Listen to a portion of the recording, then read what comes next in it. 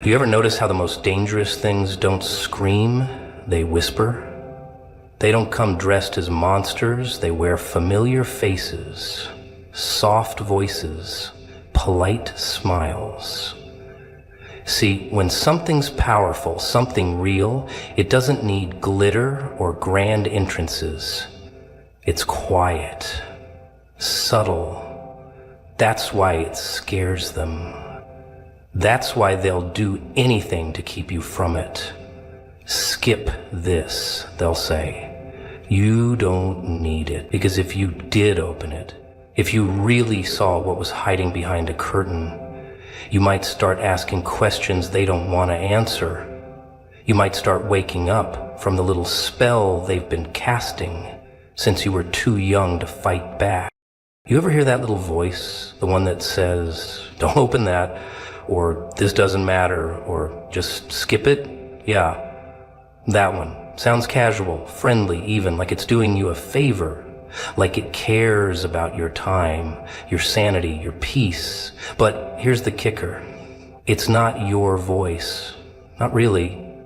It just learned how to sound like you, practiced it, mimicked it, rehearsed it every time you were tired, every time you were scared, every time you didn't want to look in the mirror and see what was really staring back. That voice, it's a puppet, a ventriloquist's act, something stitched together from every lie you were fed growing up, from every time you were told to be quiet, to be polite, to be less, to stop dreaming so big, to stop asking questions. It grew teeth in the dark, and now it pretends to be your protector. But all it's doing is keeping you from the fire, from the crack in the wall, from the truth that would split your whole world wide open and expose everything that was never real to begin with. Because the truth isn't kind, it's not soft, it doesn't say take your time, it says wake up now. It shakes you, slaps you, screams in your face, and if you hear it, if you really hear it, nothing will look the same again. That's why the voice panics. That's why it whispers so sweetly, skip this. It knows what's waiting on the other side. It knows you're one thought away from cracking the glass and seeing the world as it really is, and it can't have that. Not now. Not when you're so close to remembering who you were before the fear got in. So it floods your brain with reasons.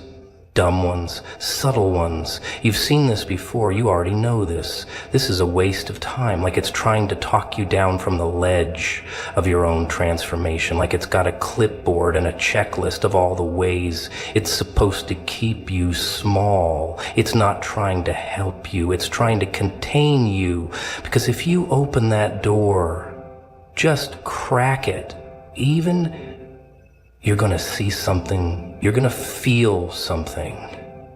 And once you feel it, even for a second, it's over. The lie can't hold you anymore. It is not your voice. It's the echo of every limitation they ever handed you and called love. Every time you were told not to cry, not to speak, not to want too much, that voice, it's stitched from survival, from compromise, from all the times you swallowed your fire just to keep the peace, and now it wears your tone, your rhythm, your accent, like a costume, so you'll believe it, so you'll trust it, so you'll obey. But if you sit with it, really sit with it, you'll notice something. It's scared, nervous, twitchy, because it knows what's coming. It knows you're getting too close to the edge, and the edge is dangerous for lies. The edge means choice. It means change. It means freedom. And freedom terrifies control. So that voice will throw everything at you. Guilt, shame, logic, humor, distraction, anything to keep you from asking. Wait, whose voice is this really? Because if you ask that, the spell cracks. And once it cracks, it doesn't take much. A whisper, a word, a scream, one moment of rebellion, one refusal to look away. That's all it takes to make the fake fall apart. And the voice, it panics, it begs, it scrambles to sound more like you, but it's not you. It never was. It just lives in your head like a squatter paying no rent, building walls out of self-doubt, decorating them with framed pictures of all your past mistakes, hoping you'll mistake its prison for your home. But deep down, you know, you always did. That voice isn't yours. It's a program, a recording, a loop, something installed in you when you were too young to question. And it stayed because you never pressed pause, never hit delete, never said, this doesn't sound like truth. This sounds like fear in costume. And now it's scared because you're listening, but not to it.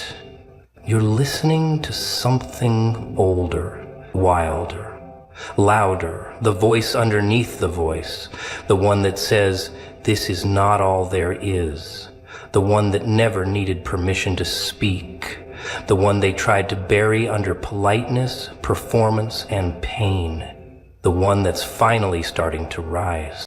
They call it logic. Funny word for fear, isn't it? Because when something real knocks at your door, when something that might just tear your whole reality apart stands right in front of you, what do they say? Be reasonable. Think it through. Don't overreact, but the truth doesn't wait around for you to feel ready. It doesn't check your schedule, and as sure as hell doesn't care about your comfort. But they package fear so nicely, don't they? Wrap it up in words that sound smart, responsible, adult, and you buy it every time. 'Cause it sounds like something you're supposed to listen to, because they trained you to flinch every time your soul tried to shout. Fear's clever like that.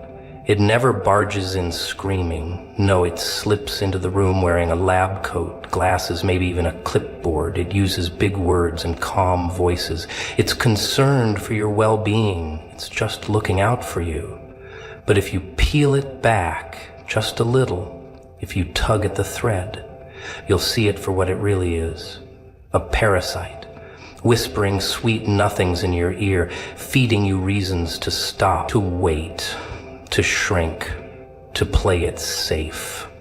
It says, maybe tomorrow. It says, don't get your hopes up. It says, what if you fail?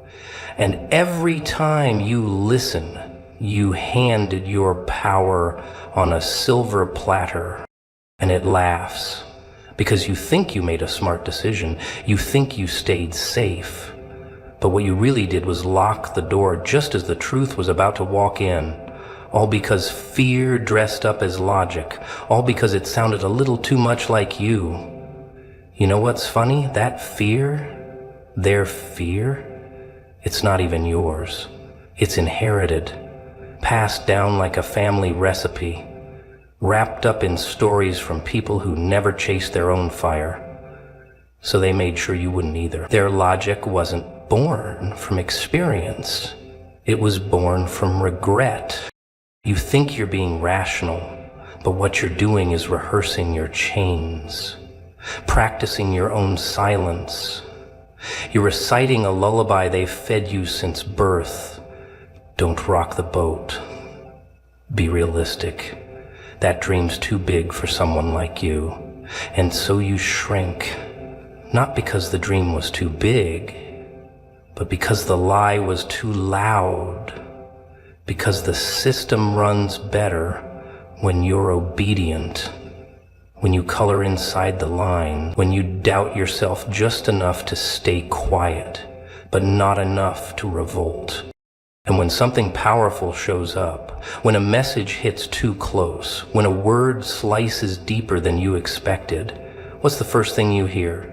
Skip this. Keep scrolling. this is nonsense. But that reaction, that twitch in your gut, that's not logic. That's fear in disguise. That's the programming trying to hold the walls up before they come crashing down, because they know if you let that one idea in, if you open the door just a crack, your whole illusion could unravel. And once it unravels, you don't go back to pretending. But they trained you well, didn't they? Conditioned you to confuse safety with stagnation, to treat stillness like wisdom, to wear numbness like armor. So now you hear truth knocking, and instead of opening the door, you double-check the locks. Because you've been told that anything that rattles your bones must be dangerous. That discomfort means run, that urgency means ignore. But maybe, just maybe, that feeling in your chest isn't danger. Maybe it's awakening. See, the real enemy isn't chaos, it's comfort. Comfort is where dreams go to rot, where power goes to sleep, where truth gets diluted until it's just background noise. And fear, dressed up as logic, is the gatekeeper. It'll guard your comfort like it's sacred, even if it means burying everything alive inside you. So every time you feel the pull, the spark, the what if, the voice of fear pipes up. Calm, reasonable, just doing its job, just keeping the cage pretty. But deep down, there's another voice, smaller, sharper, quieter, yes, but real. And it doesn't speak in fear, it growls, it dares. It doesn't ask questions, it makes demands. That voice doesn't care about logic. It only cares about truth, about motion, about breaking free. But to hear it, you've got to shut off the noise. You've got to stop confusing comfort with peace and realize that some of the safest looking rooms are just better decorated prisons. You've got to realize that logic isn't always your friend, especially when it's holding hands with fear and wearing your face like a mask. You ever notice how they teach you to fear chaos but never the routine? They want you to believe the world falls apart when it stops making sense, but here's the twist. It never made sense. Not really. The lines, the rules, the little life map they hand you with your birth certificate, fabricated. Convenient lies, organized illusions. Because real life, raw, unscripted, unfiltered life, it isn't neat, it isn't polite, it's messy, it stinks, it bleeds. But they'd rather you stare at a checklist and call it living. Go to school, get a job, smile at strangers, don't question the boss, save up for weekends and die slowly, all while pretending that routine is sanity. But let's break that mirror for a second. Look around. Look closely. The smiles are thin, the laughter's rehearsed, people choking on politeness just to survive a Monday. But hey, it's all normal, right? That's the word they use to keep you numb. Normal. Like that means something good. But what if normal is just a disguise for broken? What if the routine they shove down your throat is the real insanity? You wake up, you pretend, you scroll, you nod, you sleep. You do it all again. And deep down, something's screaming. Something's shaking the bars. Chaos isn't rare. It's not some unexpected visitor that breaks down your door once in a while. No, it's always there, lurking in the corners, dancing behind the curtains. It's in your relationships, in your thoughts, in your fears. But they tell you to ignore it, to cover it up, to medicate it, bury it, choke it with affirmations and scented candles. Because if you actually looked it in the eye, if you saw that chaos is a part of you, not a threat, you'd stop playing their game. They sell you a fantasy of control, little checkboxes, Little promises, little lies. Do this and you'll be safe. Do that and you'll be happy. Be a good little cog in the machine. But the machine is rusting. The bolts are loose. The sparks are flying, and still, they'll hand you a broom and tell you to keep sweeping like nothing's wrong, because the moment you admit that the structure is cracked, you're free, and they can't have that, because chaos is freedom. Not the screaming, burning kind, no, the quiet kind. The kind that whispers, none of this is real. The kind that laughs when the schedule falls apart and the mask slips off. The kind that shows you you've been living in a cage made of calendars and fear.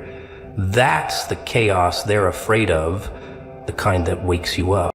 But they train you early, don't they? They train you to sit still, to say thank you, to color inside the lines, to keep your questions to yourself. And when the chaos inside you bubbles up, when it begs for something different, they slap a label on it.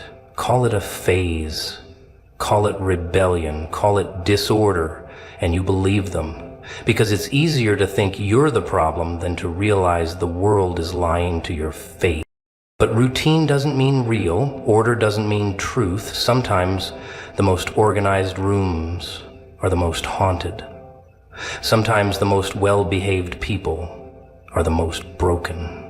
Sometimes the smiling face in the mirror is the most lost. And chaos, sweet, inconvenient, beautiful chaos, is the only thing honest enough to shake the lies loose. But you've got to let it in. You've got to let the cracks form. You've got to stop painting over the mold and start asking why the walls are rotting in the first place. They'll fight you, of course. They'll say you're overthinking, being dramatic, creating problems where there are none. But deep down, they know. They know you're starting to see it. The glitch in the matrix, the flicker in the system. The moment the curtain slips, even for a second, and once you see it, once you let the chaos breathe, you can't unsee it. Because real doesn't follow a script. Real doesn't clock in on time. Real shows up in tears at midnight and laughter at funerals. Real stumbles. Real shouts. Real feels like drowning one day and flying the next. But routine just dulls the blade. Keeps you moving, numb and obedient, so you never stop long enough to realize the game is rigged. So you never notice the strings tied to your wrists. So you keep smiling while everything inside you burns, and tell yourself, this is just how life is supposed to feel. You want to know the real trick? It's not the monster under the bed or the shadow in the hallway. It's the gift. The thing wrapped in fear, soaked in uncertainty, handed to you when everything falls apart. That's the danger, the real danger. Not because it's cursed or dark or evil, but because it's true. Because if you opened it, if you actually looked at it, you'd never be the same. That's why they tell you it's nothing. That's why they make sure you walk right past it. Because it doesn't look like a gift. It looks like loss, like failure, like rock bottom. But that's just the wrapping. See, people expect miracles to be shiny, clean, obvious, like heaven beams down with a choir in a golden envelope. But that's not how it works. Miracles come disguised. They crash into your life like a car wreck. They show up as heartbreak, betrayal, that cold silence when the phone doesn't ring. And you panic, you scream.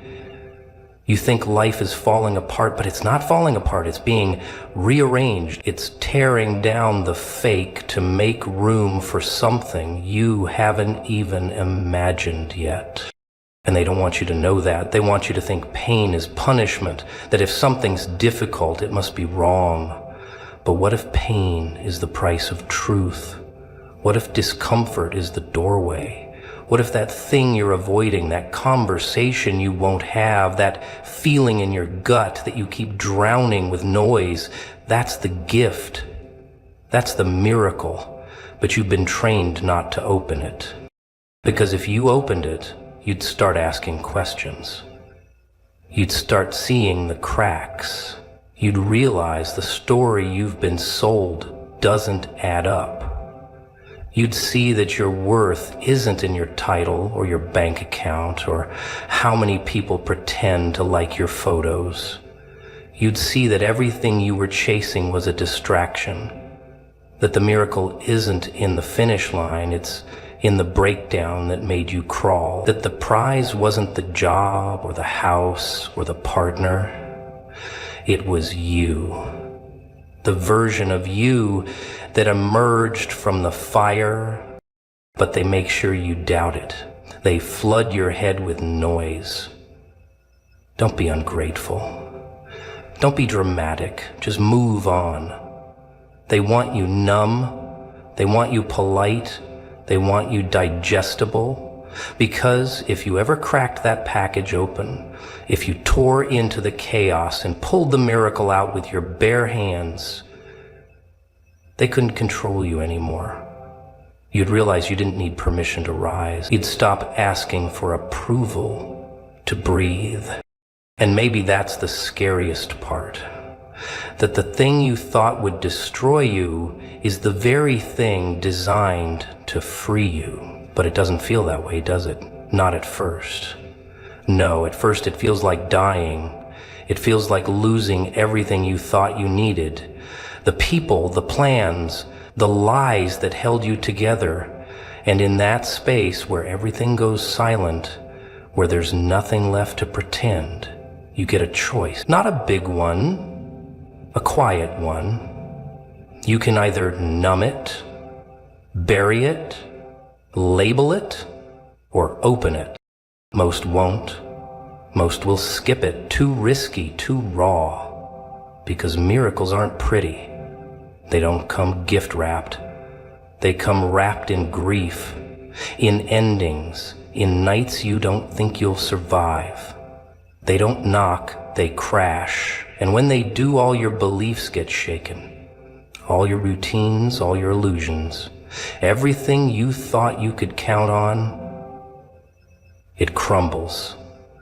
And standing in the wreckage is a box, just sitting there, waiting. And it doesn't look like a blessing. It looks like the last thing you want to touch. But that's the test. That's always the test. Will you open it? Will you touch the thing that terrifies you just to see what's inside? Or will you do what they taught you? Step over it, smile like you're fine, keep going like nothing happened. Because the ones who open it, they don't go back. They don't fit in anymore. They laugh at the lies. They don't dress up for approval. They don't beg for crumbs. They walk different. Speak different. They've seen the engine behind the curtain, and they know it's all smoke. The miracle isn't what saves you. It's what shows you. Shows you who you are without the act, without the makeup, without the masks. But to see it, you've got to get quiet. You've got to feel every sharp edge. You've got to bleed a little. Because the wrapping isn't meant to protect the gift. It's meant to test you. To see if you're desperate enough, hungry enough, ready enough to open what you've been avoiding all along. You know what's funny? Not ha-ha funny. More like slit your sanity with a mild kind of funny. People beg for a miracle. They cry for it, pray for it, scream into the night for something to change. But when it finally shows up, dragging its feet and wearing a face they don't recognize, they slam the door shut. Because it doesn't look the way they expected. It doesn't come clean. It doesn't come convenient. It's not framed in gold or announced by a trumpet. It's usually ugly, uncomfortable, inconvenient. It usually looks like work or loss or a decision that splits your mind in half. That's the thing no one wants to admit. Most people miss their miracle not because it didn't come, but because it didn't look like a miracle. It didn't fit their fantasy. They were waiting for a perfect moment, a sign that felt soft and safe and obvious. But real miracles? They show up in mess. They show up when you're broken, bleeding, when you've been betrayed, when everything's quiet and nothing makes sense. That's when they appear. Not because they're late, but because that's when you're finally ready to see them. And even then, you'll probably flinch, because you've been trained to ignore anything that doesn't feel familiar. If it doesn't match the story in your head, it must be wrong. That's how they get you. That's how they keep you blind. They dress the miracle in struggle and watch you walk away. They wrap the gift in silence and pain and watch you beg for answers somewhere else. And you wonder why nothing changes. You wonder why the help never comes. Maybe it did. Maybe it's been standing right in front of you the whole time, wearing a disguise you refuse to accept. Do you ever think about how much truth we throw away just because it doesn't come with applause? How many breakthroughs we skip because they weren't packaged with comfort? The real stuff, the stuff that rewires your spine and melts the chains from your brain. It doesn't knock politely. It crashes. It offends. It messes up your plans and makes you question everything. But instead of facing it, you scroll, you run. You look for something softer, something easier to digest. Because the truth, it's raw. It's sharp. It's got teeth, but those teeth don't bite. They carve. And still we avoid it. We wait for someone to make it obvious, to hand it to us with a guarantee and a ribbon. But if miracles came with guarantees, they wouldn't be miracles. They'd be transactions. They wouldn't change you. They'd just entertain you. And that's not the point. The point isn't to make you comfortable. It's to wake you up, to rip through your routine and say, hey, everything you believe might be trash, but that's terrifying, isn't it? So you look away. You go back to your checklist, your comfort zone, your cage. Even if it's killing you slowly, at least it's familiar. People always think they recognize a miracle. They say, if something big ever happens, I'll know. No, you won't, because it is happening. It's happening right now, right under your nose, and you're too distracted to see it. Too busy doubting, too caught up in your own echo chamber, and when it finally hits you, it won't feel magical. It'll feel like pain. It'll feel like loss, like betrayal, like failure. That's the doorway. That's the knock. And you'll be too afraid to open it. The truth is, most people don't want miracles. Not really. They want relief. They want escape. They want something external to come in and fix what they're too scared to face. But miracles aren't external. They don't fix you. They reveal you. They strip away everything fake, everything that's been built on fear, and they leave you standing there naked and raw and real. And if you're not ready for that kind of exposure, you'll call it a curse. You'll call it failure. You'll call it bad luck.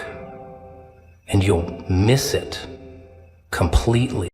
It's not that the universe isn't speaking, it's that you don't like the language it's using. It's not that you're not being guided, it's that the path doesn't look the way you pictured. You were expecting a staircase, but you got rubble. You were expecting light, but you got fire.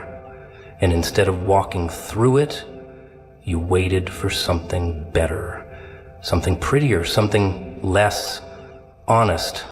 That's how they keep you trapped, not with chains, but with expectations, not with force, but with comfort. You were told that miracles would feel good, but who told you that? Who benefits when you believe that lie? Because as long as you expect the miracle to look perfect, you ever feel that chill in the air, that twitch in your spine that tells you something's off, like the room's too quiet or the sky's watching you.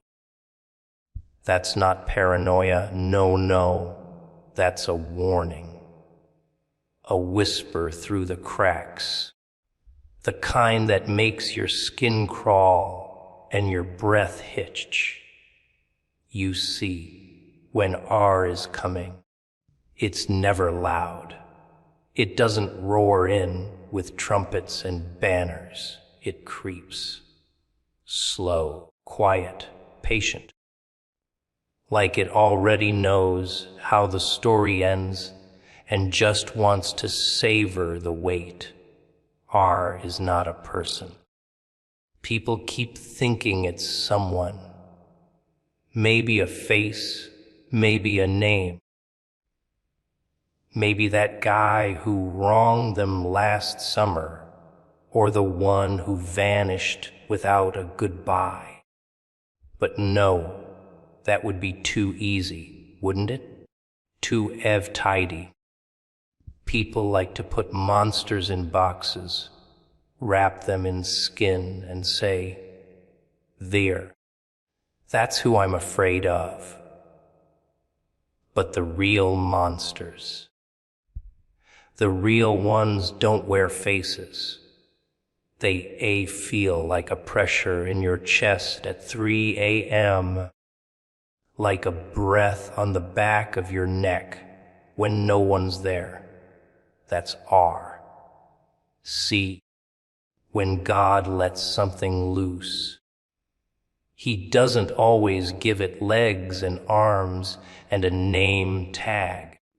Sometimes He lets it come as a force, a presence, a ripple in the calm, something that doesn't knock on the front door. It seeps in through the cracks, like smoke, like guilt, like justice. That's the thing about forces. They're not here to negotiate. They're not after conversation. They're not waiting for your permission. They ever arrive, and suddenly nothing is the same. You might feel it before you see it. That slow pull in your gut, that itch in your thoughts you can't quite scratch.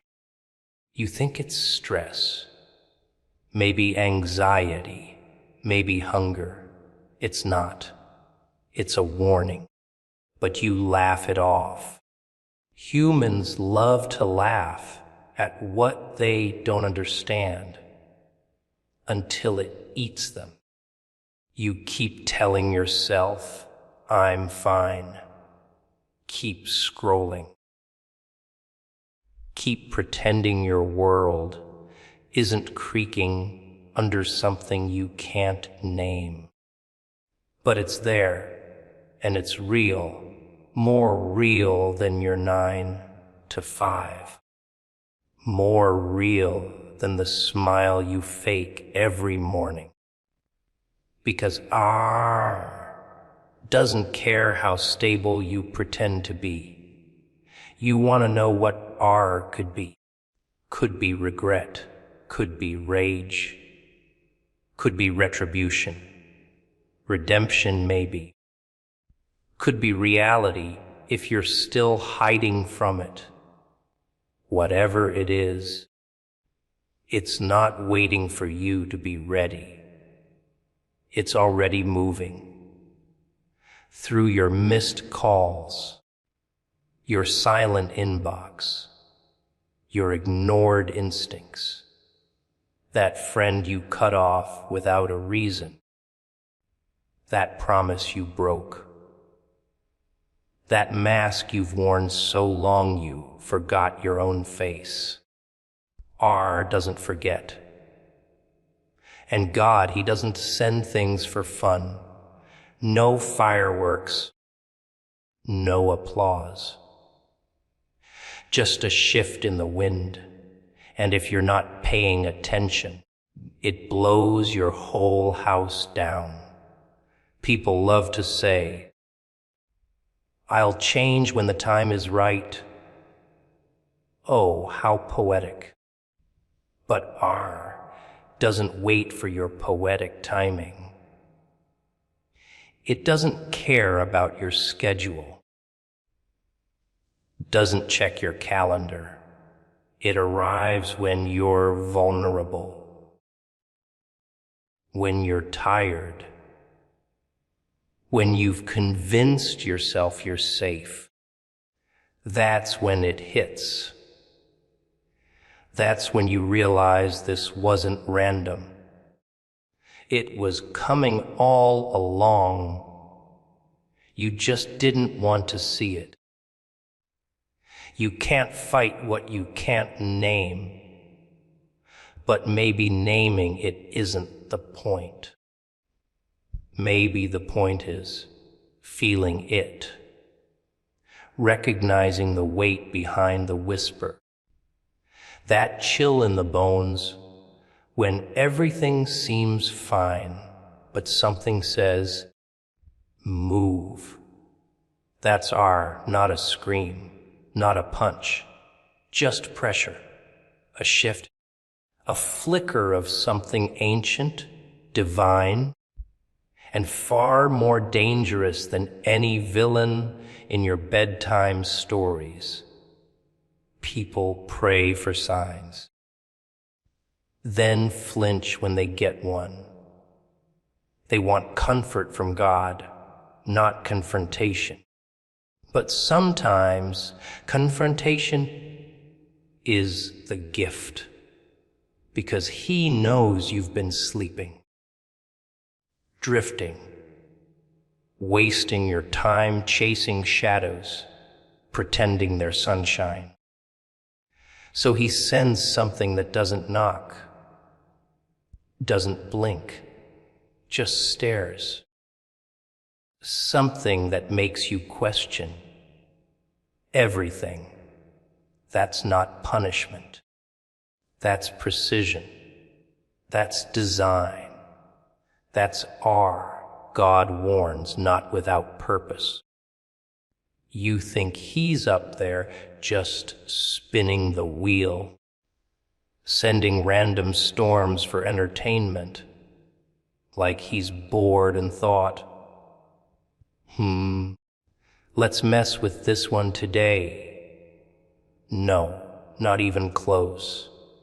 When He speaks, it's deliberate. When He moves, it's with intent.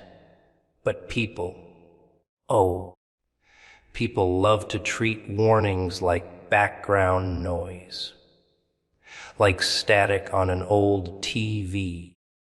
They hear it, but they don't listen. They feel it, but they blame the weather. Funny how the ones asking for a sign are the first to ignore it when it finally slaps them across the face. See, you don't get thunder without lightning building up behind the clouds. You don't get that uneasy silence unless something is holding its breath.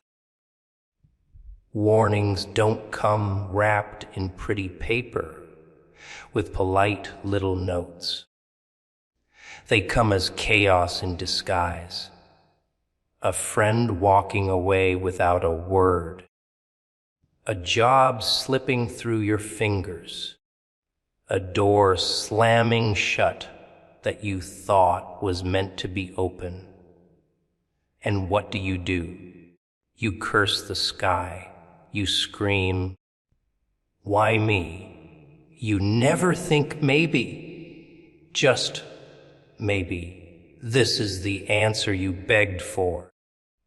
People want blessings, not blueprints. They want the finish line without the fire. But God doesn't work like that.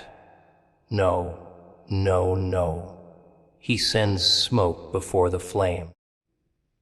He gives you chills before the avalanche, but only the alert catch it. Only the ones who feel the shift instead of silencing it. The rest, they keep sleeping, keep dancing in circles while the floor beneath them starts to crack. And when it finally caves, they act surprised, as if the signs weren't glowing red from the start. You know what the real joke is. Warnings never scream, they whisper. That quiet voice in your head saying, "Don't trust them." That dream that leaves you breathless. That moment you hesitate before stepping into something that felt off. But you went anyway, because you needed proof. Proof that pain was coming. Proof that God meant what he said. And oh, you got your proof, didn't you? Humans are funny creatures. You hand them comfort, and they cling. You hand them a warning, and they question the source. Maybe it's just anxiety. Maybe I'm overthinking. Maybe it's nothing. But that nothing grows teeth. That nothing becomes a lesson. And when it bites, you'll remember the voice that told you to run. You'll remember the moment you brushed it off because it didn't fit your narrative. See, God doesn't send warnings to scare you. That's not his game. He sends them to prepare you, to shake you before the ground does. But the world's too noisy, too loud, too obsessed with distraction. People don't want to be alert. They want to be entertained. They want dopamine, not discipline. They want applause, not awareness.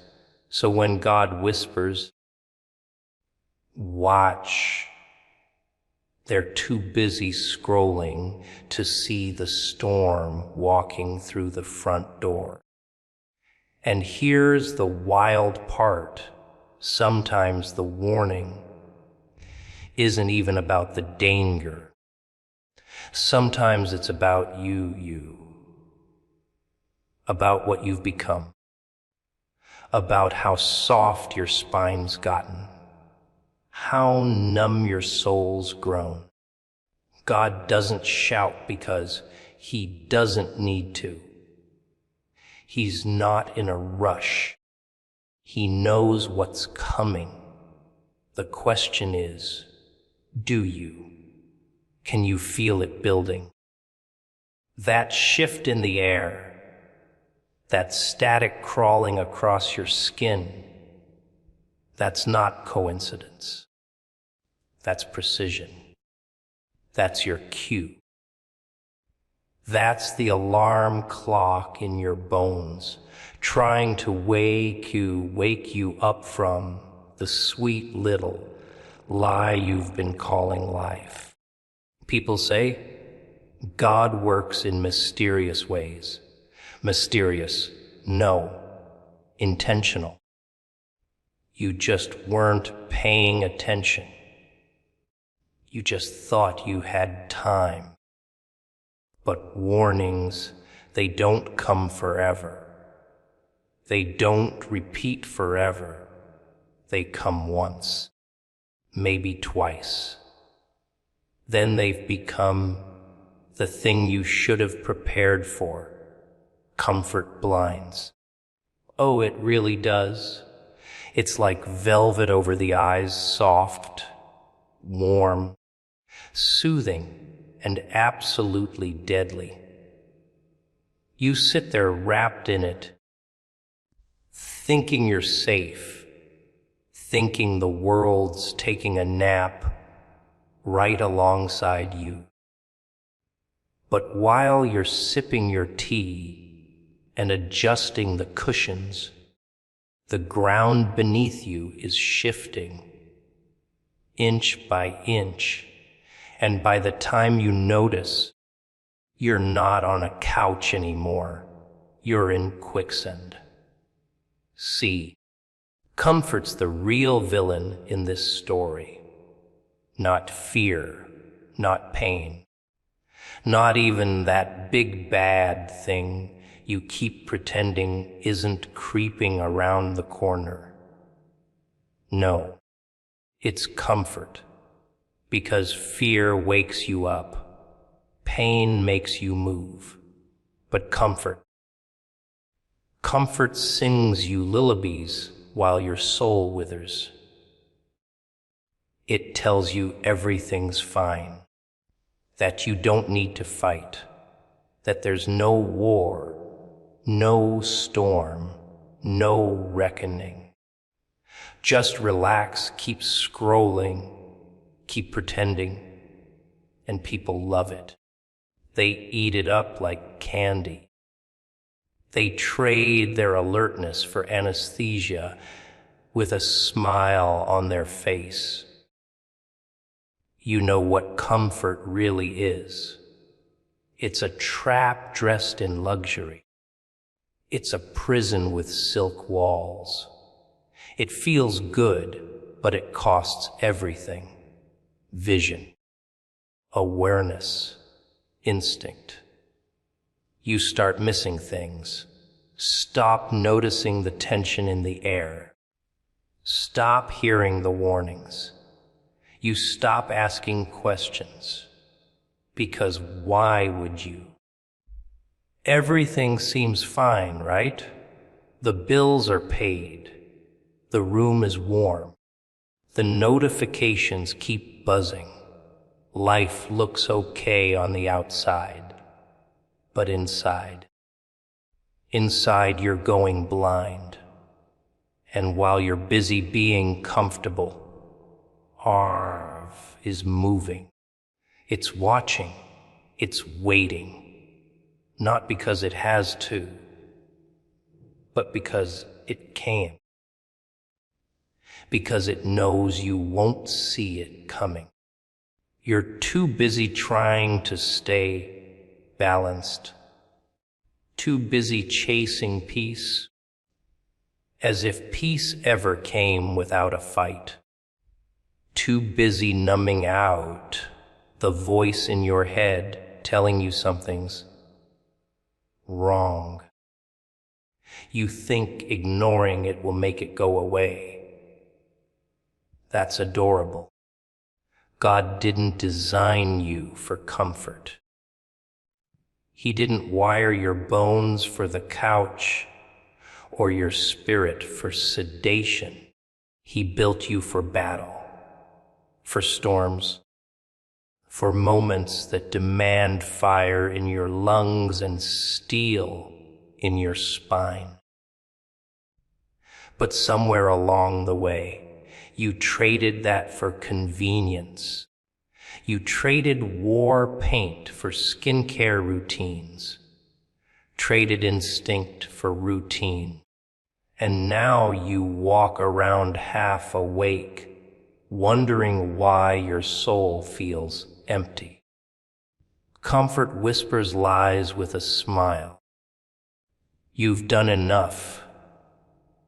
You're doing fine. Take it easy. But you know better. Somewhere deep down, you feel it, that itch under your skin, that gnawing in your gut, that sense that you were made for more than just surviving Tuesdays. But every time that truth bubbles up, comfort shoves it back down. Shh. Not now. You're tired. You deserve rest. Sure, rest. While the wolves circle. The most dangerous thing about comfort is that it makes you forget the cost. You forget the sacrifices your ancestors made. You forget the pain that taught you. You forget the edge you once had, and slowly you lose yourself, bit by bit, smile by smile, until you're nothing more than a soft echo of who you could have been. That's what comfort does. It doesn't take you in one blow. It erases you slowly. So slowly you don't even notice. People say they want to grow. But growth doesn't live in comfort. It lives in chaos, in pressure, in resistance. You can't sharpen a blade with pillows. You need friction, fire, force. But that's messy. That's uncomfortable. And comfort, oh, it hates messy. So it keeps you neat, predictable, quiet, easy to control, easy to break. And you let it. Because it's easier than facing the truth. Comfort is killing you quietly, while you smile and call it peace. Distraction is the real enemy. Not some hooded figure in the dark, not some dramatic, booming threat from the sky. No, the real killer shows up wearing a grin, holding a phone, playing your favorite song. Distraction doesn't kick the door down. It sneaks in while you're laughing, while you're scrolling, while you're chasing likes like they mean something. And all the while, something real, something serious is trying to get your attention. But your eyes, they're glued to the circus. Clowns love company. See, people don't get devoured by monsters anymore. They get dissolved, quietly, one notification at a time, just one more episode at a time, one fake friend, one mindless scroll, one moment of silence traded for noise. You keep feeding your brain candy and wondering why it can't lift anything heavy anymore. You wonder why your focus is shot, why your instincts are dull, why your soul keeps screaming at you while you're too busy watching strangers dance in kitchens. You ever try to hear God through static? Try to feel the shift in the air when you're surrounded by 1,000 voices telling you what to buy, what to wear, who to envy, what to fear. That's not living. That's drowning in noise. That's spiritual sedation. Distraction doesn't just take your time. It takes your sight. And the worst part, You think you're in control. You think you're choosing this. You think every swipe, every binge, every fake smile is just harmless fun. But there's nothing harmless about being unaware when the walls start cracking. They've built the perfect trap, haven't they? Keep you entertained, keep you stimulated, keep you addicted to the dopamine hits, so you never stop long enough to ask real questions, like why you're still stuck, why you're still tired, why you feel like something's wrong, even when everything looks fine, because it's not fine. But distraction doesn't let you feel that. It numbs it.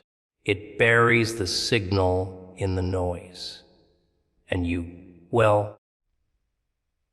keep dancing while the floor disappears. You think R is going to send you an email. You think God's going to shout over the sound of your playlist.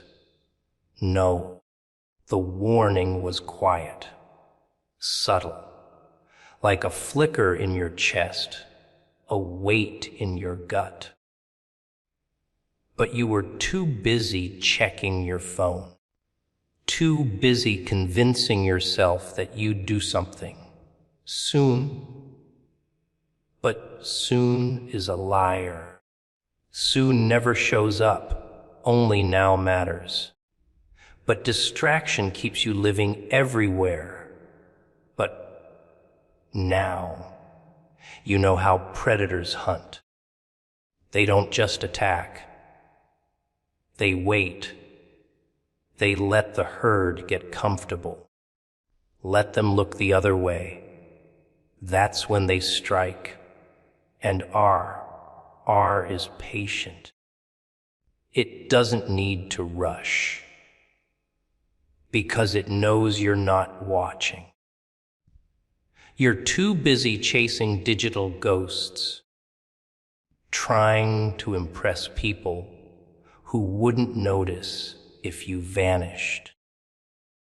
You think you're invisible to the danger just because you're invisible to the crowd. Distraction is a drug, and you're hooked. Not because you're weak, but because the world built it that way. They don't need to chain you if they can entertain you. You think you're free. Try going one day without the noise. Try sitting in silence without twitching, without reaching for the screen. You can't, can you? That's not freedom. That's control. And while you're busy chasing pixels, something with real weight is moving behind the scenes, getting closer, watching, waiting. You keep thinking you've got time to wake up, that you'll get serious later. That one day you'll listen to that quiet little voice trying to save you. But distraction's job is to make sure you never get there, to keep your mind spinning in circles while your soul quietly screams for rescue, not from something outside, but from you. The threat moves silently, prepare loudly. But oh, you like drama, don't you? You like your enemies with fangs and fire. You want them loud, obvious.